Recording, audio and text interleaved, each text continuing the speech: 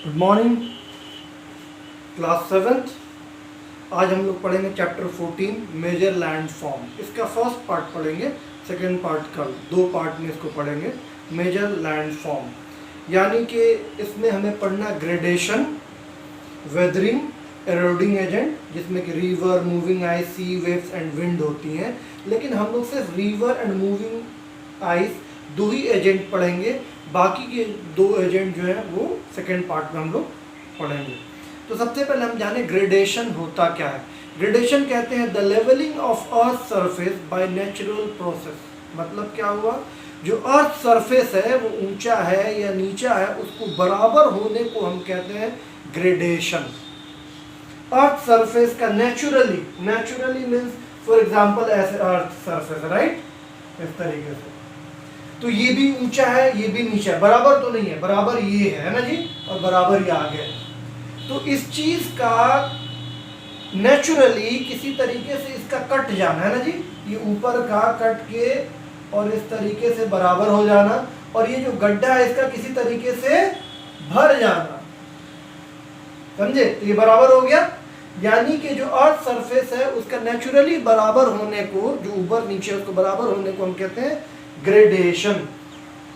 अब जो बराबर होगा वो दो तरीके से होगा। एक तो मान लिया कि इस तरीके से कोई चीज है ना जी, तो ये घिस के किसी तरीके से या किसी तरीके से ये उड़ के या बह के या कट के, जैसे भी हो, ये अगर इस तरीके से बराबर हो जाता है तो यानी कि इसको हम कहेंगे डिग्रेडेशन। डिग्रेड हो गया ना जी, ऊंचा से नीचा हो गया, डिग्रेड हो गया। मान लिया कोई चीज इस तरीके से है और इसमें कोई चीज आके डिपॉजिट हो जाती है, भर जाती है इस तरीके से, कहीं से कुछ उड़, मान लिया इसी का कुछ आया, बह के आके इसमें भर गया ना जी, ये बराबर हो गया। अब ये अर्थ बराबर हो गया तो इसे हम कहेंगे एग्रेडेशन, एग्रेड हो गया, यानी कि ये जगह नीची थी अब ऊंची हो गई, इस तरीके से अर्थ हो गया। तो ये होता है एग्रेडेशन एंड डिग्रेडेशन। नॉर्मली क्या होता है कि कोई जगह है फॉर एग्जांपल इस तरीके से और ये बराबर है, तो ये जो है, जो एरोड हो रहा है, जिसका एरोजन हो रहा है, कटाव हो रहा है, ये उड़ के, मतलब ये कटाव के कहीं तो जाएगा ना, तो ये बह के आके यहाँ पे आके ये सब यहाँ भर गया, इकट्ठा हो गया, तो यहाँ पे ये डिपॉजिट हो गया, तो ये भी बराबर हो गया, ये इससे कट गया तो ये भी बराबर हो गया, ये भी बराबर हो गया। तो ये कहीं से एरोड हो रहा है और कहीं जाके भर रहा है। तो जहां से एरोड हो रहा है, कट रहा है, बह रहा है, वो होता है डिग्रेडेशन, वहां की मिट्टी डिग्रेड हो गई। और जहां पे भर रहा है, डिपॉजिट हो रहा है, उसे कहते हैं एग्रेडेशन। आई थिंक इसमें कोई इशू नहीं होना चाहिए। तो जो ग्रेडेशन का प्रोसेस है वो तीन तरीके से होता है, weathering, erosion and deposition. Weathering का मतलब है the breaking down of rock या earth surface. The breaking down of earth is called weathering, पहले आपको पढ़ाया है। तो यानी कि जो ग्रेडेशन का प्रोसेस होगा, कहीं ना कहीं से किसी चीज कोई टूटेगी फूटेगी वहां से, तब जाके बराबर होगी ना, क्योंकि ग्रेडेशन का मतलब है लेवलिंग ऑफ अर्थ सरफेस। तो लेवल तभी होगा जब कहीं से आप काटेंगे छाटेंगे, यानी कि टूटे छोटे छोटे पीस में करेंगे, दैट इज कॉल्ड वेदरिंग। तो ग्रेडेशन का सबसे पहला प्रोसेस क्या है कि वेदरिंग की वजह से ग्रेडेशन होगा। दूसरा एक और क्या प्रोसेस हो सकता है, एरोजन, यानी कि कहीं से मिट्टी कटेगी। एरोजन मतलब कटाव, मिट्टी का कटाव। तो एरोजन मतलब मिट्टी का कटाव, तो यानी कहीं से मिट्टी कट रही है तब तो जाके बराबर होगी, तो एरोजन एक प्रोसेस है। एक और प्रोसेस है डिपोजिशन, यानी कि कहीं गड्ढा है वहाँ जाके मिट्टी डिपोजिट हो रही है।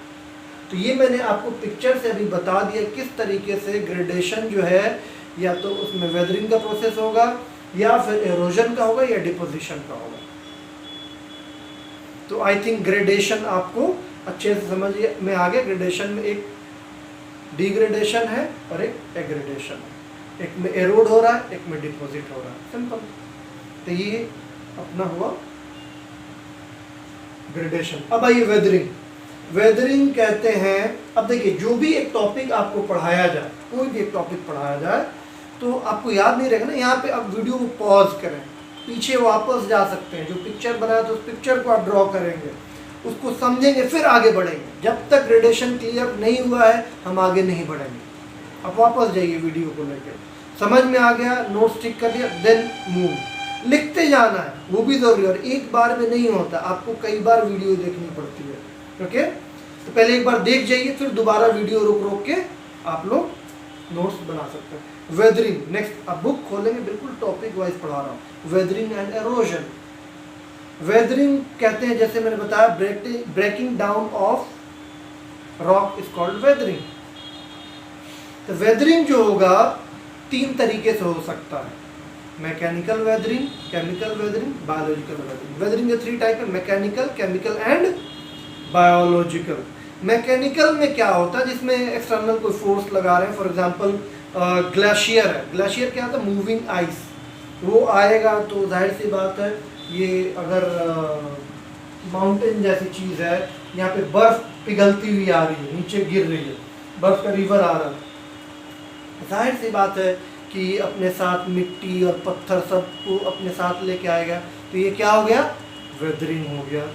इसके अलावा लावा आके डिपॉजिट हो गया, मान लिया कि वोल्केनो एरप्ट हुआ है ना जी, तो ये पूरा लावा आके भर गया, तो यहाँ पे एग्रेडेशन हो गया, भर गया, ये और जमा हो गया, है ना, सॉरी वेदरिंग। तो ये टूटेंगी चीज़ें और बाकी भरेगा और टूटेगा। क्लाइमेट, क्लाइमेट से कैसे वेदरिंग होगा,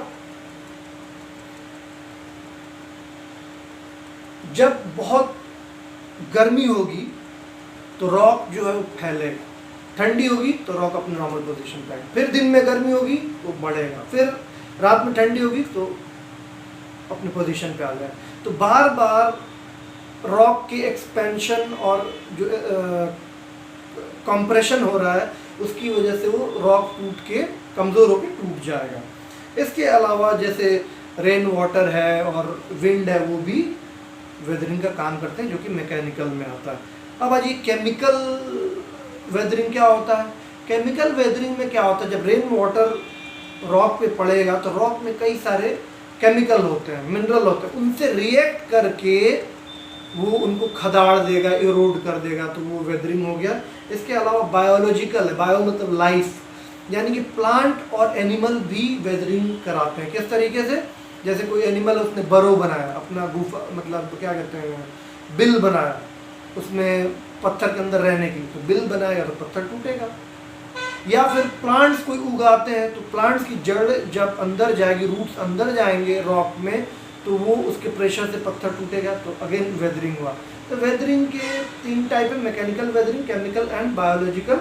सबका एग्जाम्पल आपको दिया, इसको 2 बार 3 बार कम से कम इसको इतने को रिवाइंड करके चेक करना। अब आ जाइए एरोडिंग एजेंट। ऐसी क्या चीज़ है जिससे कि जो अर्थ सरफेस है वो एरोड होता है, यानी कटता है, बह जाता है। तो जो जिस चीज़ से अर्थ बह रहा है, कट रहा है, एरोड हो रहा है, उसे हम कहते हैं एरोडिंग एजेंट, है ना जी। तो एरोडिंग एजेंट में अगर river, moving ice, sea waves and winds, तो आज जो हम पढ़ेंगे सिर्फ रिवर और मूविंग आइस पढ़ेंगे, इसको ध्यान से समझिएगा। रिवर जो है वो कैसे करता है एक्शन बाय रिवर। रिवर जो है 3 वे से एरोड कर गए। नंबर 1, दे एरोड रॉक, यानी रॉक को काटेगा। जो रिवर है अगर किसी पहाड़ से गुजर रहा है, रिवर क्या करेगी, उसको रॉक को काटेगी, है ना, एरोड करेगी। दूसरा क्या करेगी रिवर, उस जो कटा हुआ रॉक है, विदर्ड रॉक है, उसको अपने साथ ट्रांसपोर्ट करेगी, बहा के ले जाएगी। तो जो नदियों में आपको पत्थर मिलेगा बिल्कुल चिकना मिलेगा, गोल मिलेगा। जैसे रेत आता है ट्रक में भर के हम लोग के घरों में, तो आप देखिए एकदम चिकना पत्थर होता है। क्यों, वो बार बार वो उसके साथ पानी में घूमने की वजह से वो एकदम महीन हो जाता, चिकना हो जाता है। तो ट्रांसपोर्ट करता है सारे पत्थर को। तो बड़े बड़े पत्थर होते हैं, बहुत बड़े बड़े पत्थर होते हैं, वो ट्रांसपोर्ट के दौरान उससे टूट टूट के वेदरिंग होते होते होते नदियों में इतना इतना सा हो जाता है। बाकी तो सब वही रेत बन के आगे, जो रेत है वो भी रॉक है। तो ये होता है ट्रांसपोर्टिंग। उसके बाद होता है eroding material deposit it further along their surfaces. अब नदी जैसे बह के जाएगी, पहाड़ से निकली पत्थर को तोड़ती हुई, उसके बाद ट्रांसपोर्ट करके ले आई, उसके बाद जब पानी ज़्यादा हुआ तो जो जितना भी उसके साथ पत्थर है और भी जो चीज़ें हैं उसको ले आए कहीं प्लेन पे डिपॉजिट कर देगी, नदी बिठा देगी। जैसे नदी के किनारे जो पूरा जो मिट्टी बहा के ले आते हैं बाढ़ के साथ, वो बहुत ही फर्टाइल होता है, जिसे एलुवियल सोइल कहते हैं, वो वही है जो कि ला के नदी डिपॉजिट कर देती है। सोचो कहाँ से लेके आ रही है, पहले पहाड़ को तोड़ा, फिर उसको पत्थर को ट्रांसपोर्ट किया, फिर उसमें और भी चीज़ें मिली और ले आके प्लेन में डिपॉजिट कर दिया, तो वो फायदे की चीज़ हो गई। तो इस तरीके से रिवर का एक्शन होता है 3 स्टेज में, एरोडिंग, ट्रांसपोर्टिंग, फिर उसको कहीं पे डिपॉजिट कर देना, कहीं छोड़ देना, बिठा देना। अब कुछ टर्म्स है रिवर के आपको जानने हैं। फॉर एग्जाम्पल सोर्स, सोर्स किसे कहते हैं, रिवर का सोर्स किसे कहते हैं जी, लोग रिवर पढ़ रहे हैं ना जी, रिवर सोर्स क्या कहलाता है, जहां से रिवर ओरिजिनेट होती है, जहां से रिवर निकलती है उसे हम सोर्स कहते हैं, है ना जी। जैसे कि गंगोत्री का सोर्स, सॉरी गंगा का सोर्स क्या है, गंगोत्री। यमुना का सोर्स क्या है, यमुनोत्री। इंदस रिवर क्या है, नियर लेक मानसरोवर। तो ये उनका सोर्स है, जहाँ ओरिजिन है, जहाँ से वो रिवर निकलती है। फिर एक है माउथ, माउथ किसे कहते हैं भाई, माउथ कहते हैं जहाँ पे रिवर ड्रेन होती है, ड्रेन होने मतलब जहाँ पे रिवर जाके समंदर में गिर जाती है, ड्रेन होती है, उसे हम माउथ कहते हैं। तो माउथ के पास रिवर डेल्टा बनाती है या एस्चुअरीज बनाती है। तो अब डेल्टा और एस्चुअरीज क्या है, फॉर एग्जाम्पल ये इंडिया है ना जी, यहाँ से गंगा रिवर आई है ना, मतलब ऊपर है वैसे मैं बता रहा हूँ। तो जब आएगी इसके अंदर क्या है, पूरा कचरा, सिल्ट, बालू सब कुछ भरा पड़ा है, वो उसके साथ बह के आ रहा है। लेकिन जब समंदर का किनारा आया तो अब आगे नहीं बढ़ते, यहाँ पे वो सब जम जाता है ना, जम जाता है। तो जम जाने की वजह से ये क्या हुआ, ये एरिया ब्लॉक हो गया, पानी कहाँ जाएगा, फिर सारा जो कचरा था वो आके तो यहाँ जमा हो गया, अब इससे आगे किधर बहा के ले जाए। तो ये क्या होता है, यहाँ से रिवर जो है अलग अलग रास्ते ऐसे निकल रहे हैं, इधर से बह जाएगी, इधर से बह जाएगी, इधर से बह जाएगी, कहीं से बह जाएगी, कई सारे उसमें से निकल जाते हैं, जिसे हम डिस्ट्रीब्यूटरी भी कहते हैं। किसी रिवर से जो और भी रिवर निकल जाती हैं उसे हम कहते हैं डिस्ट्रीब्यूटरी। तो ये जो इलाका है, जो दो मान लिया ये रिवर आई, एक इधर बह गया और एक इधर बह गया, सब समंदर में चले गए, ये जो ट्रायंगुलर एरिया है इसे हम कहते हैं डेल्टा। बहुत ही फर्टाइल होता है, क्योंकि जितनी चीजें नदी बहा के ले आई यहीं पे जमा हो गया, ये होता है डेल्टा। एस्चुरीज इसी तरीके का होता है, ये तो प्लेन की हो गई, मान लो कि यहाँ पूरा पथरीला रॉकी है, प्लेट्यू इलाका है ये पूरा, है ना, ये पूरा प्लेट्यू इलाका है। तो यहाँ पे तो नदी काट नहीं पाएगी ना पत्थर को बहुत ज्यादा, तो यहाँ पे क्या होता है, एक एक इस तरीके की जगह बन जाएगी, है ना, इस तरीके की, वहीं पे जाके रिवर कोई गिरेगी। ये इलाके में जो लहर से, समंदर की लहर है उससे पानी आके इसमें भरा हुआ है, तो इसमें कौन सा वाटर है, सॉल्टी वाटर। इसमें आके रिवर से फ्रेश वाटर मिल गया, तो अब वो भी area salty water, fresh water मिल के बहुत अच्छा हो जाता है फर्टिलिटी के हिसाब से, और ये रॉकी होने की वजह से बहुत ज़्यादा इलाका नहीं लेता। तो ये जो इलाका है इसे हम कहते हैं एस्चुअरीज। जो प्लेन एरिया में जो पूरा नदी बढ़ जाती है और बीच का इलाका होता है ट्रायंगुलर, उसे हम कहते हैं डेल्टा। जो रॉकी इलाका होता है पथरीला, वहाँ पे बहुत ज़्यादा नदी नहीं काट पाती है, और जहाँ पे समंदर और फ्रेश वाटर मिल जाते हैं वो इलाका कहलाता है एस्चुअरीज। तो डेल्टा और एस्चुअरीज का आपको डिफरेंस जानना है। इसके अलावा बेसिन, बेसिन क्या होता है, एक नदी का पानी जहां तक जाता है, जहां तक उस नदी के पानी से इरिगेशन होता है, उसका पानी पहुंचता है, उस पूरे इलाके को रिवर बेसिन कहते हैं। मान लो कि ये गंगा है ना जी, ये पूरी गंगा है, अब इसमें यमुना आके मिलती है, गोमती आके मिलती है, घाघरा, कोसी आके मिलती है, इधर से सोन, बेटवा, दामोदर, कौन कौन सी नदी आके मिलती है। तो ये पूरा इलाका मतलब गंगा और उसकी जो ट्रिब्यूटरीज है, ट्रिब्यूटरीज कहते हैं जो नदी किसी बड़ी नदी में मिल जाएगी, बड़ी नदी है इसमें जाके कोई नदी मिल रही है ना जी, तो इस नदी को कहेंगे ट्रिब्यूटरी। जो नदी बड़ी नदी में मिलती है, जो मिलती है उसे कहते हैं ट्रिब्यूटरी। कोई बड़ी नदी से कोई दूसरी नदी निकलती है तो जो नदी निकली है इसको कहेंगे इस नदी की ये डिस्ट्रीब्यूटरी। तो गंगा की ट्रिब्यूटरीज ये कोसी, सोन, यमुना, गोमती, ये सब गंगा की ट्रिब्यूटरी हैं। तो जहाँ तक गंगा की ट्रिब्यूटरी का भी पानी जाता है वो पूरा इलाका इस गंगा का बेसिन कहलाएगा। ओके, बेसिन फिर से समझ लीजिए, एक नदी का पानी जितने इलाके तक पहुंचता है उसके ट्रिब्यूटरी नदी के थ्रू या डिस्ट्रीब्यूटरी नदी के थ्रू, सब मिला के उसका जहाँ तक पानी पहुंचता है, नहर से, नाले से, जैसे भी, उस पूरे इलाके को उस नदी का बेसिन कहेंगे। तो हमारा जो इलाका है ये गंगा बेसिन का इलाका, क्योंकि हमारा जो भी पानी यहाँ आता है वो गंगा नदी या उसके सहायक नदियों से आता है, ट्रिब्यूटरीज से आता है। अब कहिएगा हमारे तो गंगा है नहीं, तो यहाँ पे बाकी ये गंडक है ना जी, गंडक से फिर कौन सी मिली है, ये दहा नदी है। तो ये सब जाके तो मिलती गंगा में ही है, तो ये पूरा गंगा का बेसिन कहलाएगा। तो रिवर की तीन चीज़ें, सोर्स, माउथ एंड बेसिन, तीन चीज़ें आपको जाननी है। उसके अलावा अभी आगे और भी चीज़ें हम पढ़ते हैं। Wait,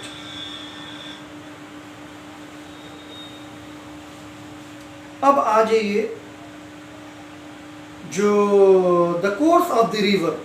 the course of the river मतलब रिवर जो बहती है तो उसको कितने पार्ट में बांटा गया, जहाँ से निकलती है और जो जब नदी में जाके मिल जाती है रिवर, तो उसको तीन पार्ट में बांटा गया, upper course, middle course, lower course. Upper course जो होता है जब नदी जो है पहाड़ों में होती है, जहाँ से ओरिजिनेट होती है और पहाड़ों तक रहती है।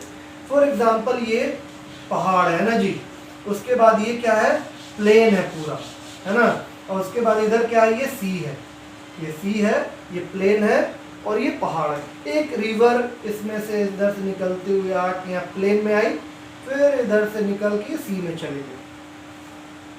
तो ये जो इलाका जब तक पहाड़ में नदी रहेगी वो कहलाएगा अपर कोर्स, मतलब उसका अपर बहाव जो है, ऊपर का बहाव। ये है मिडिल कोर्स, जब तक वो लैंड में रहती है, प्लेन में रहती है, लैंड नहीं प्लेन में रहती है। और जब इसका मिलने का जब टाइम आ जाता है समंदर में, ये जो इलाका होता है ये कहलाता है लोअर कोर्स। तो अपर कोर्स में क्या क्या चीज़ें जाननी है, जब आप फोटो में देखेंगे जब नदी पहाड़ों के बीच से गुजरती है तो वो क्या करेगी, बिल्कुल डीप गड्ढा कर देगी। फॉर एग्जांपल ये पहाड़ है, इस तरीके से यहाँ से एक रिवर जा रही है तो ना ये बिल्कुल ऐसे गड्ढा कर देगी। यहाँ से बह के जा रही थी तो बिल्कुल ये गड्ढा कर दी, इसमें रिवर बह रही है ना, इसमें रिवर बहती हुई जा रही है, ये बिल्कुल गड्ढा हो गया, एकदम स्टिप जमीन है। आई होप कि दिख रहा होगा, ये बिल्कुल ऐसे इसके दोनों साइड में दीवार जैसा बन गया, एकदम सीधा। इसे हम कहते हैं आई शेप्ड वैली या जॉर्ज। ये बहुत ही इंपॉर्टेंट है। जॉर्ज आपसे पूछा जाए जॉर्ज किसे कहते हैं, तो आप ये अपर कोर्स में होता है। जब नदी पहाड़ों के बीच से बहती है तो वो पहाड़ को काटते काटते बिल्कुल एक दीवार की तरफ दोनों साइड हो जाता है नदी के, एकदम नीचा, है ना जी, एकदम गहरा। उसे हम कहते हैं जॉर्ज। मतलब जॉर्ज से ऐसे हम झांकेंगे तो नीचे बिल्कुल नदी बह रही होगी। ओके, एक होता है वी शेप्ड, इसी में होगा एक वी शेप्ड। अब नदी क्या होगी कि बहते बहते बहते जब बहुत पानी बहते बहते क्या होगा, ये और भी ये कटना शुरू हो जाएगा ना जी, ये साइड का भी कटना शुरू हो जाएगा, ये साइड का भी। अब क्या हो गया, इस तरीके की हो गया, यहाँ पे ये रिवर का हो गया, ये साइड इस तरीके का हो गया। ये भी पानी ज़्यादा भरने से ये पूरा ये साइड का भी कटने लगा, तो ये रिवर बह रही है ना जी। तो ये अब ऐसा हो गया उसका साइड का वॉल, इसे कहते हैं वी शेप्ड वैली।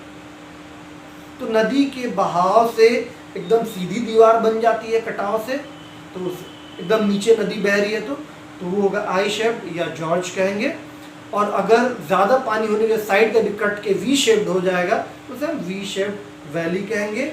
इसके अलावा इसमें वाटरफॉल होता है, पहाड़ है, किसी पहाड़ से नदी गुजर रही है, अब अचानक कोई नीची जगह आ गई, वहाँ से नदी गिरती है तो वहाँ पे वाटरफॉल दिखता है। तो ये अपर कोर्स में होगा आई शेप्ड या George, V shaped valley and waterfall. तीन चीज़ें अपर कोर्स में आपको मिलेंगी। तो आप वीडियो पॉज करके यहाँ पे अपर कोर्स लिखेंगे और उसमें ये तीन चीज़ें पढ़ेंगे, V shaped sorry U shaped George valley किसे कहते हैं, वी शेप्ड किसे कहते हैं, and sorry I shaped, U shaped नहीं, एंड वाटरफॉल किसे कहते हैं, ये अपर कोर्स में होता है।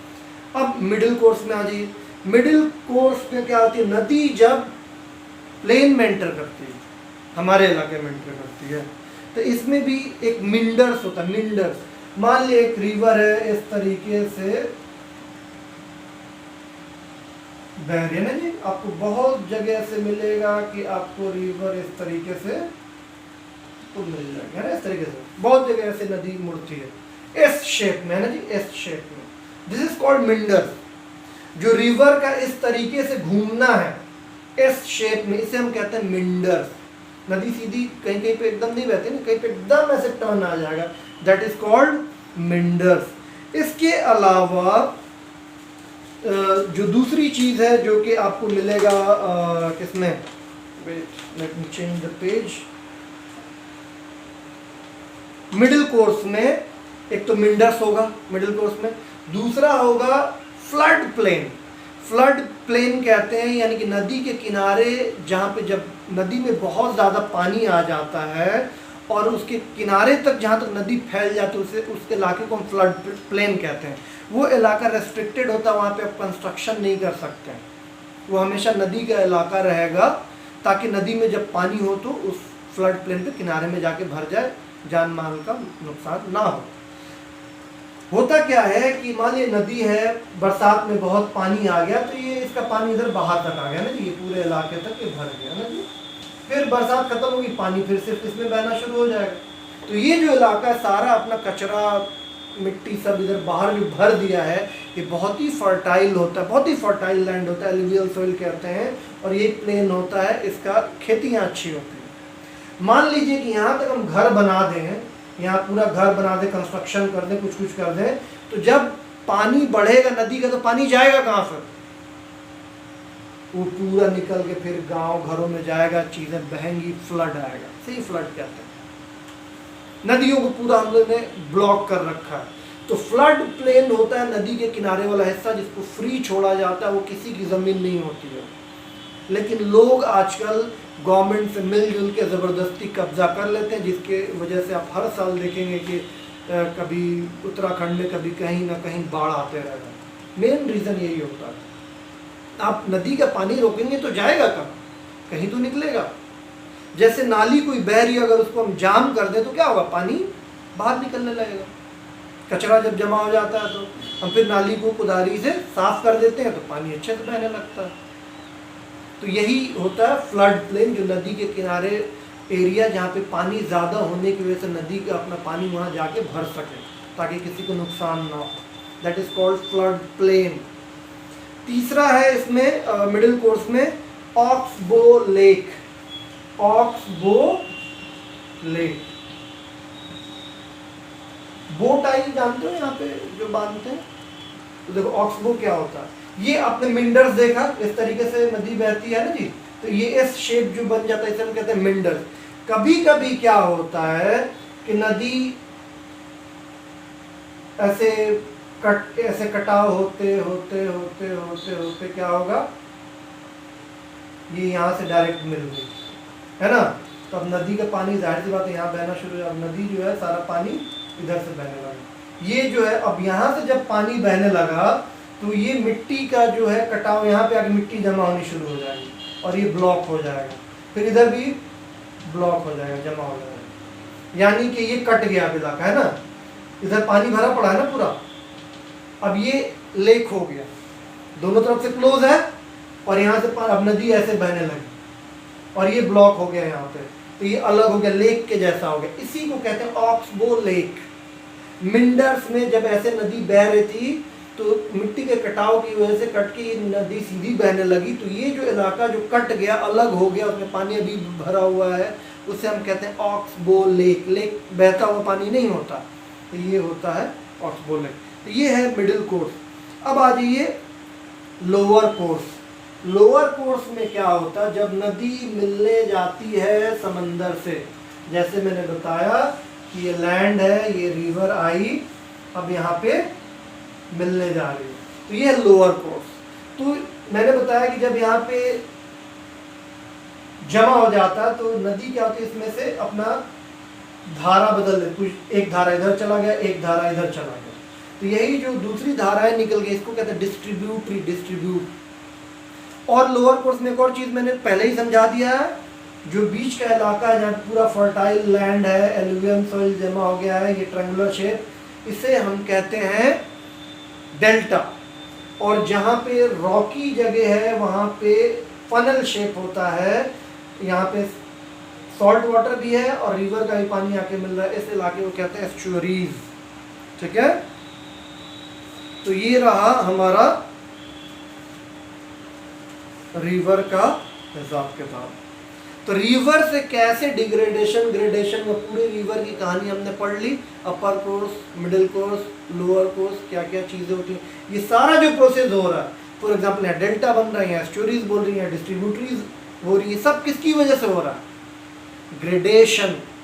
अब यहाँ की मिट्टी कट गई, ग्रेडेशन, यहाँ जमा हो गई, एग्रेडेशन, यहाँ डिग्रेडेशन, यहाँ पे डिग्रेडेशन।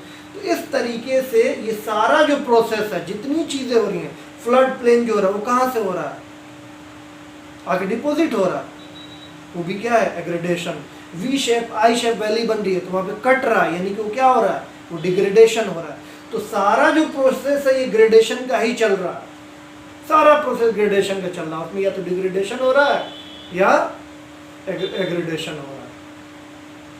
तो अभी हम पढ़ रहे थे कि एग्रेडेशन डिग्रेडेशन जो है, वेदरिंग है, एरोजन जो है, ये रिवर से कैसे होता है अभी हमने पढ़ा। अब हम पढ़ेंगे कि आइस से कैसे होता है, मूविंग आइस से कैसे एग्रेडेशन डिग्रेडेशन होता है, मतलब एरोजन कैसे होता है, अब ये पढ़ेंगे मूविंग आइस। अब देखिए माउंटेन के ऊपर जो प्रेसिपिटेशन होता है, प्रेसिपिटेशन मतलब बारिश का होना, तो बहुत ज़्यादा ऊंचाई पे जो वेपर होता है वो जम के बर्फ में जमा हो जाता है। तो माउंटेन के ऊपर एकदम एक शीट जम जाती है बर्फ की, हिमालय वगैरह पे जो बहुत ऊंची माउंटेन होते हैं उसके ऊपर पूरे टाइम बर्फ जमे रहती है। तो रोज़ वहाँ पे बर्फ जम रही है, रोज़ जम रही है, जमते जमते जमते बर्फ बहुत भारी हो गई।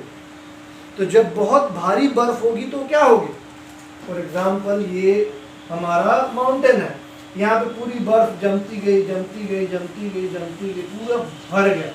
अब इतना भर गया कि यहाँ पे नहीं रुकेगी, ये बर्फ जो है वो गिर के ये नीचे आनी शुरू हो गया ना जी, ये लुढ़क के पूरी बर्फ बहनी शुरू हो जाएगी। तो ये जो अर्थ, ये जो बर्फ है आइस है, रिवर के फॉर्म में जो गिर के आने लगी, बहने लगी, उसे ही हम कहते हैं ग्लेशियर। ग्लेशियर कहते हैं मूविंग आइस को, रिवर ऑफ आइस को हम ग्लेशियर कहते हैं। तो वो रिवर कैसे बन गया आइस भाई, उसको बनने का जो रीज़न है वो है कि यहाँ ऊपर बर्फ़ जमने की वजह से रोज़ जमते जमते इतना ज़्यादा बर्फ़ हो गया कि वो नीचे की तरफ बहने लगा, तो ये होता है ग्लेशियर।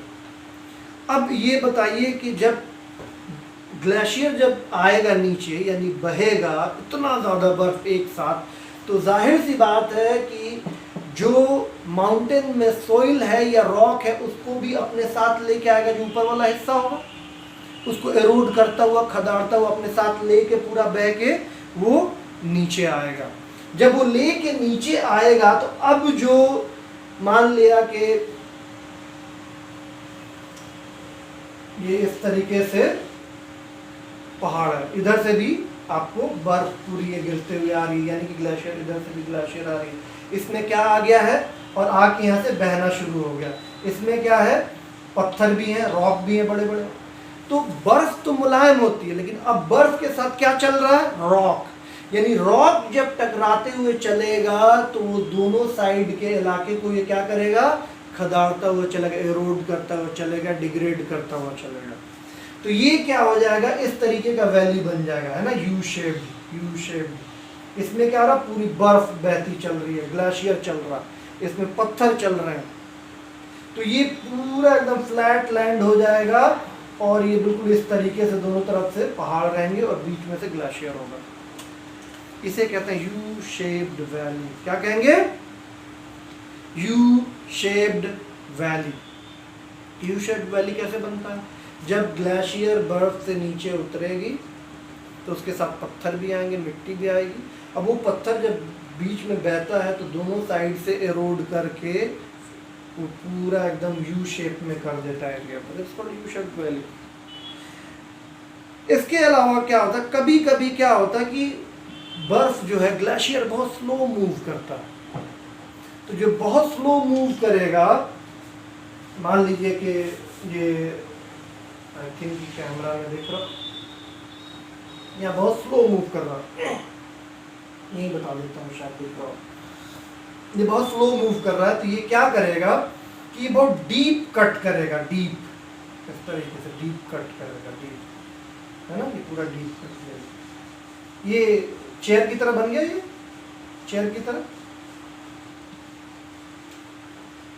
ये डीप कट हो गया, ये चेयर की तरफ हो गया ना, ये चेयर हुआ। सो इसको हम कहते हैं सर्क। सर्क स्पेलिंग क्या है, CIRQE, CIRQUE है या ई है, ओके यू है, सर्क, सर्क्यू या सिरक्यू नहीं पढ़ेंगे, सर्क पढ़ेंगे, सर्क, सक, सक, आर भी साइलेंट है, सक, शक या सक, सक, ठीक है, इसको पढ़ेंगे, ये होता है।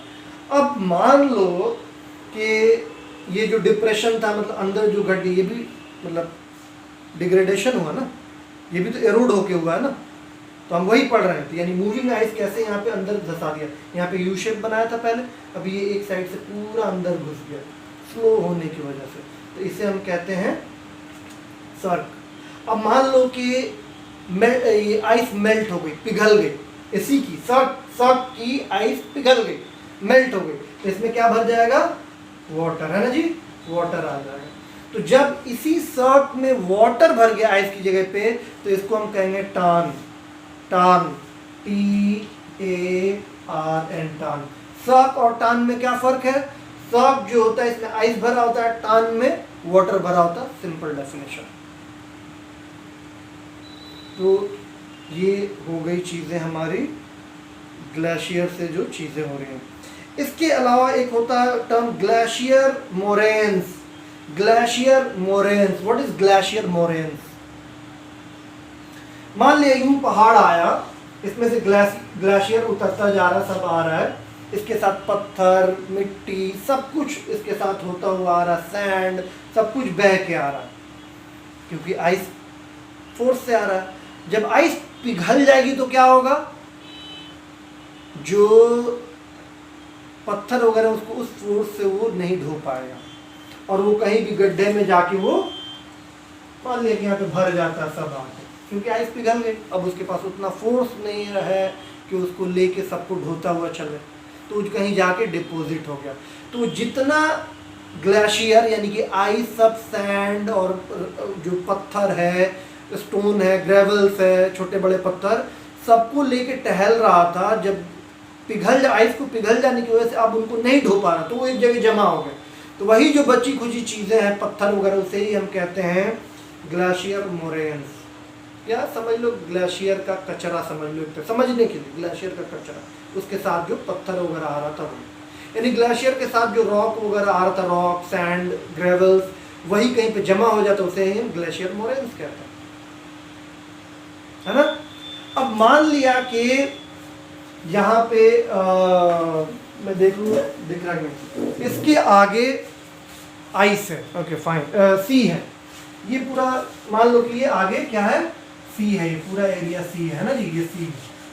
तो यहाँ से ग्लेशियर आया और पूरी तरीके से नीचे जैसे जैसे आएंगे टेम्परेचर बढ़ेगा तो ग्लेशियर पिघल जाएगा, लेकिन किसी किसी इलाके में ये ग्लेशियर जो है बड़ा बड़ा टुकड़ा है पहाड़ बर्फ का है ना जी, आइस का, ये आया और पूरी तरीके से नहीं पिघला और समंदर में चला गया, यानी कि समंदर में इस तरीके से ये तैर रहा है, ये क्या है, बड़े आइस का टुकड़ा है। तो यही ग्लेशियर जब समंदर में तैरता, सी में तैरता, उसे हम कहते हैं आइसबर्ग। ये कभी कभी क्या होता है, बड़े बड़े पहाड़ की तरह ये आइसबर्ग जो है पानी में तैर रहे होते हैं, इसका सिर्फ टिप दिखता है, बाकी पूरा बड़ा सा हिस्सा पानी के अंदर रहता है। इसी आइसबर्ग में जो टाइटैनिक जहाज बनी थी जाके टकरा गई तो वो टूट गई और डूब गई थी, दुनिया की सबसे बड़ी जहाज जब बनी थी। तो ये होता है आइसबर्ग।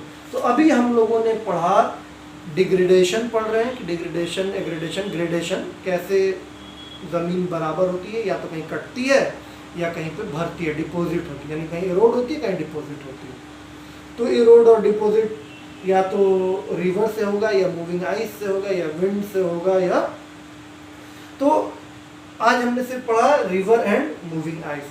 तो रिवर से कैसे आई शेप्ड वैली बनता है, वी शेप्ड वैली बनता है, उसके अलावा बेसिन है, फ्लड प्लेन है, एस्चुअरीज है, ये सारी चीज़ें हम लोगों ने पढ़ी है आज रिवर के बारे में। और उसके बाद मूविंग आइस का जो ग्लेशियर उसके बारे में पढ़ा। बाकी के 2 टॉपिक कल पढ़ेंगे। कोई भी चीज़ समझ में ना आए आप लोग बताइएगा, वीडियो को 2 बार 3 बार जितनी बार देखना है देखिए, लेकिन फंडा क्लियर होना चाहिए। आई थिंक ये सारी चीज़ें क्लियर होंगी आपको। See you next class, second part में बाकी के एजेंट बताएंगे। Thank you very much, take care.